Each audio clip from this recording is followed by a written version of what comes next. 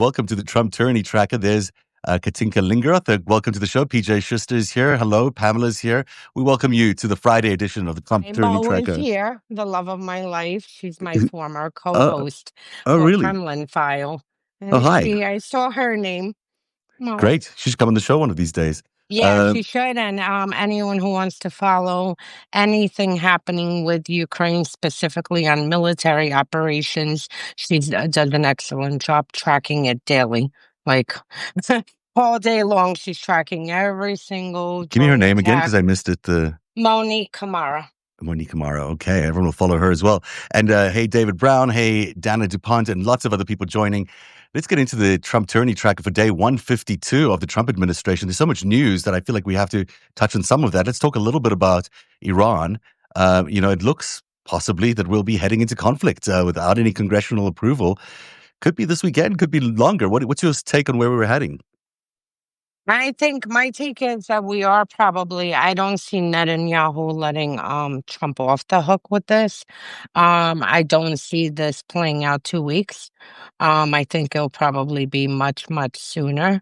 Interestingly, the Russians yesterday, citing one of their Russian assets in the US, had the main story for a few hours that Trump is about to attack Iran this weekend, and that he was waiting for the markets to close so he can do it, on a Friday night. Interestingly enough, this goes to this guy, Seymour Hersh, who is one of their, influence agents, assets. The Russians And influence agents, would you say? yeah, Yeah, for a long absolutely. That's what I time. was going to say. I questioned because he has exclusive reporting for his sources, and Russia had, a method of handing over exclusive reporting to their Western influence agents, and then they write up something, and then Russia will recycle back into their information space, for their domestic purposes. And So it'll Tulsi be Gabbard could have interesting to quite see. insight. She could have a lot of insight that she could be feeding the Kremlin right now, because she is, of course, still the head of the intelligence services. So, that could be finding its way through Russia back to some of these influences. But sorry, I interrupted you there. You were going to say something about the timing, no? Yeah, no, so we could go literally any day. I think Mm. it is going to happen.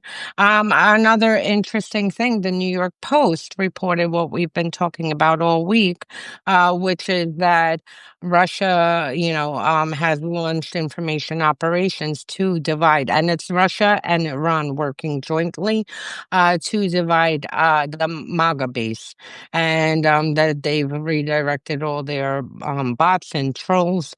And I'll add, they didn't. I'll add, there again, Western influence agents like Tucker Carlson, Bannon, and you just see a whole slew of them, who are just standing solely. Even Matt Gaetz, I mean, he right now is doing everything to stop this war, not for the purposes because he cares about a war, but I'm sure that Russia, has handed him, talking points to push, which are very similar to the propaganda that they're pushing domestically in their country. So it's a fascinating situation. I pray for our troops. That's the only thing, Yeah, it could be a go anyway. There's no way to know whether this lands up in a quagmire or just a quick surgical strike. We just don't know, and that's what's so scary about it. It just anything could happen, and we'll keep monitoring it for you here. Let's move on to the other big story of the day. A federal appeals court has ruled that Trump can continue using California National Guard troops in LA to suppress protests while Governor Gavin Newsom's legal challenge proceeds.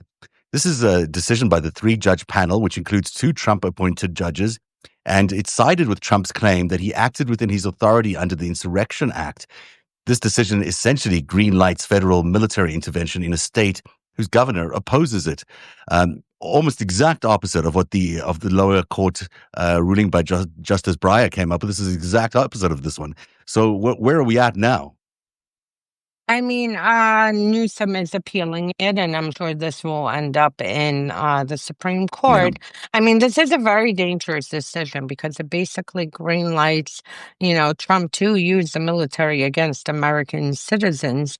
And we saw right after the decision that he, came out and said, oh, wonderful, now I'm going to expand it to other blue cities across the country. So, I mean, the fact that this court ruled like this. And again, we don't know what ultimately the Supreme Court will rule, but we've always had, you know, a precedent where U.S. military is not used on U.S. soil against Americans, and the National Guard is only used when it's in conjunction, coordinated between the state governor and the federal government. So, I mean, this really takes us down a dangerous path. We'll see where it goes. It will continue being litigated up to the Supreme Court. I think you're right about it going to the Supreme Court. Do you see any parallels in Russia, in your extensive knowledge of Russia, where the military would have been used in domestic cases like this in Russia? Well, they don't use per se the military, but they use Rosgvardia.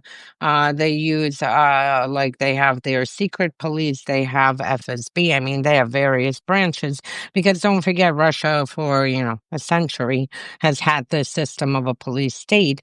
So I mean, they already have all the mechanisms. Right. Here, Trump is just trying to establish these mechanisms using what he has until he develops his police state, by deputizing various random, criminals to carry out right now ICE, tasks, immigration tasks, but then it can be shifted over later. So for Russia, they already have this system in place for a long time. There wasn't really much to do for Right. them. Right. But here we are building it in the United States. You mentioned this immediate escalation that Donald Trump is now pursuing after his court battle supposed victory. He's already threatened to deploy troops in other Democratic-led cities if local police can't get their job done or get the job done. This represents, another clear attempt to leverage this legal precedent into a broader federal military presence. But it's also directly, being targeted at blue states. I mean, this is weaponizing the National Guard against the political party or political affiliation. It's quite dramatic. And not only the National Guard, I mean, the Marines. Well, again, why?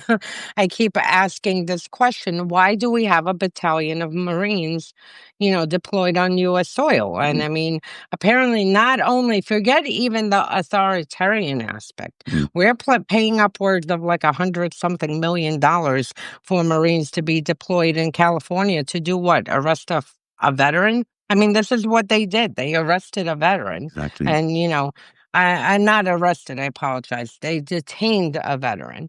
I mean, so what is it that we're even paying money for? Also, don't we have a So war? A couple of wars we should be fighting in the Europe. We take away our troops from there to deploy them in California. We could have something in the Middle East, and we got troops in California instead of helping Ukraine. I mean, yeah, this is yeah, what they train for, to go overseas. yeah. There's not one Marine that has ever trained, like, oh, yippee, I'm going to be deployed on U.S. soil to go arrest or fight my fellow Americans. Like, this is not what the Marine Corps is. Absolutely. Moving on to the next story on Truth Social. It should be called Gaslight Social. Trump is demanding the appointment of a special prosecutor to investigate the 2020 election, repeating his debunked claims of total fraud and insisting he won in a landslide. This comes as he simultaneously faces his own legal challenges while wielding presidential power to potentially weaponize the Justice Department against his enemies. What is this? This is just another, Russian attempt or something attempt to just deflect. I don't know as much if it's to deflect as they're really, preparing to open up sham investigations. And just to get to the name, when he had named it Truth Social, in Russia, going back to the Soviet days, one of the oldest outlets is Pravda, Mm, which is truth. So I, at the time, said that he's now being he propped up. named his Truth Social after the Russian communist, who had the Pravda outlet, which is, I mean, frankly, the worst conspiracy propaganda. But as far as this, you know what? If it was in 2017 and he said this, I would dismiss it. It wouldn't even be in my tracker, honestly, if it Yeah. was in 2017. But the fact that now you see him not only arresting and detaining Democratic lawmakers, you see Kash Patel basically now say he's opening an investigation to quote unquote, Chinese election interference in 2020. You see investigations being opened into Biden aides over the bullshit that he used auto pen and that he was incapacitated and they're the ones who did the work. So, I mean, you see him opening investigations into anything. So, in this case, I would take it serious because, I mean, frankly, besides the fact that he wants to rewrite, history, to claim that the election was stolen, which he knows it wasn't. I mean, he knows very clearly the election was never stolen and that Biden legitimately won. But we will see a weaponization of this, and I guarantee you, in a month, a few weeks, we will be here saying, "You remember that conversation last month?" Because this is where he's headed. They should open up an investigation into 2024 and the current election infrastructure. All my investigation is pointing that there are so many vulnerabilities in the supposed air-gapped machines that we really need to get to the bottom of this before we get to another election, because there seems to be all sorts of vulnerabilities through the power supply unit, through Starlink, you name it, that these aren't actually individual machines that are operating on their own. They're interconnected all the time. And if that's the case, well, that requires a lot of answers to a lot of questions, especially when it's involving people like Leonard Leo, Peter Thiel, Elon Musk. I mean, it's all the same characters showing up in every story. I mean, this is to me worthy of an investigation just for the future of elections. But of course, he's not likely to do that, is he? We unfortunately have no investigators. Our investigators right now are, focused. Every single agency is focused on either skewing intelligence to suit his purpose or opening sham investigations. You see them very heavily going after and trying to dismantle the Democratic Party between investigations into Act Blue, into Indivisible, the infrastructure of the Democratic Party. So, I mean, this is, definitely, we're not open. I can promise you, maybe in 2029, Yeah. 2030, whenever this, Agent Orange gets out of here, and if we get our agencies back, then maybe we can actually have like a normal truth and reconciliation committee so we can go over everything that has happened to date and make sure everyone's held accountable. There's another story that's also quite alarming. It involves Trump's executive order targeting the International Criminal Court. Microsoft has suspended the email account of prosecutor Karim Khan, who was investigating Israel for war crimes. Though quickly reversed for other ICC officials, this has sparked panic across Europe about US control over critical digital infrastructure and its potential weaponization against allies. And of course, it's not the first time Microsoft and Israel have had some connection. I mean, honestly, the whole thing is reprehensible because you have not only Trump, using the tech companies to build a surveillance state in the United States, but you also have them now using these same companies to go after, Europe and God knows who else in the future, our allies. And the fact that, Microsoft would step in under pressure and suspend an email of someone who is prosecuting. I'd like to remind everyone that, the ICC issued arrest warrants, rightfully so, for Putin and Belova for kidnapping upwards of 20,000, Russia claims 700,000 Ukrainian children. So to go after this institution, I mean, frankly, there's no difference between Trump or Putin. I mean, they're both doing the same exact thing to delegitimize this, International Criminal Court and other Western institutions. So. It's really appalling. I wanted to get your take, and I didn't prepare any of this with you, but we saw the polling yesterday out of Hungary, looking like Viktor Orban is not doing so well in the polling. Do you have a sense of how that could play out if he's down 16 points right now in the polling? Is there elections? Are the elections still free and fair enough to elect another person into the presidency there? Well, the elections are fair and free enough when the majority of the public is woke, Mm, as Republicans like to say, um, and gets involved. Because you know what, minus Russia, and again with Russia, you really don't have people involved in changing anything domestically. But I mean, if a majority of people come out and Orban and his, party officials have been there have been so many scandals swirling around them that you see people are finally coming together. We saw protests last year, this year. So we'll see what happens. I do have faith in the Hungarian people, and I do think, that if enough people actually pay attention and do come out for election, that you need the overwhelming numbers, because if yeah. it's just, a little bit, then they can easily adjust it. But if you have the majority of Hungarians coming out, you know, they can change the direction of their country. And we saw it with Ukraine. I mean, the first revolution, the election. Well, Yanukovych stole the election, and the Supreme Court had to step in. But it was only from the pressure of Ukrainians, that basically Yushchenko ended up. There was another, uh, a redo of the election, and Yushchenko ended up winning. So, I mean, when you have a mass population coming out, you can change the future. Finally, on the tracker today, the US is pressuring NATO allies to limit focus on Ukraine in next week's summit communique, pushing for only a brief mention of Kyiv's defense capabilities while excluding any broad statement of support. This marks a sharp break from past summits where NATO strongly backed Ukraine's fight against Russia. This is dramatic because we are seeing, whether we like it or not, America is pulling away from Ukraine and moving towards Russia in this conflict. Well, it's not that America's even pulling away. I mean, they already betrayed Ukraine, and frankly, Trump and Rubio and the rest of them could go to hell for what they've done. Because, I mean, short of supplying Russia with weapons, they've done everything to make sure that Russia gains an upper hand. But the problem is that now Trump is also pressuring our allies in Europe.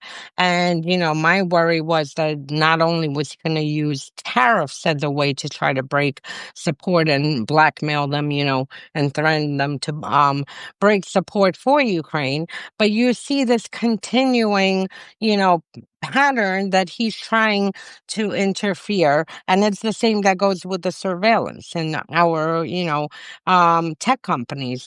Like, one thing, what he's doing domestically, this is for us to, deal with. But then when he starts exporting U.S. power to try to, give Russia a win in Ukraine, or to pressure allies. I mean, there was a few months ago, they were pressuring UK and EU to stop delivering weapons or lower their weapons deliveries to Ukraine.